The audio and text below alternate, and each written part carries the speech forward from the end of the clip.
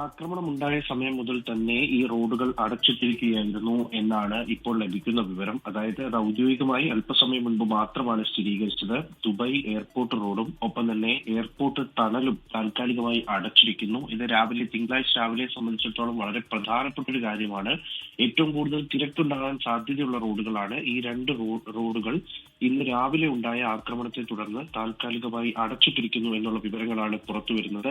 വാഹനങ്ങൾ ബദൽ റോഡുകൾ വഴി പോകണമെന്ന് ദുബായ് പോലീസ് അറിയിച്ചിട്ടുണ്ട്. അപ്പോൾ ഈ രണ്ട് റോഡുകൾ ഇനിയൊരു അറിയിപ്പ് ഉണ്ടാകുന്നത് വരെ തുറക്കില്ല എന്നുള്ള വിവരമാണ് ഇപ്പോൾ പുറത്തുവരുന്നത്.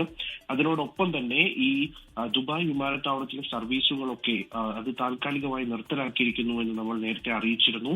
അത് അൽ മക്തൂം എയർപോർട്ട്, ദുബായിലെ രണ്ടാമത്തെ എയർപോർട്ടായ അൽ മക്തൂം എയർപോർട്ടിൽ വഴി ഇറങ്ങേണ്ട ചില വിമാനങ്ങൾ അവിടെ ഇറങ്ങും എന്നുള്ള വിവരമാണ് ലഭിക്കുന്നത്.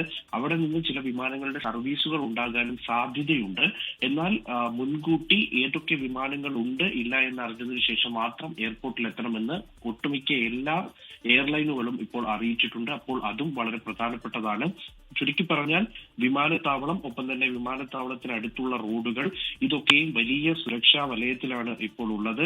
ഈ തീ പൂർണ്ണമായും നിയന്ത്രണ വിധേയമാക്കിയിട്ടുണ്ട് എന്ന് പറയുന്നു. എന്നാൽ ഇത് പൂർവ്വസ്ഥിതിയിലാകാൻ കുറച്ച് സമയമെടുക്കുമെന്നാണ് മനസ്സിലാകുന്നത്.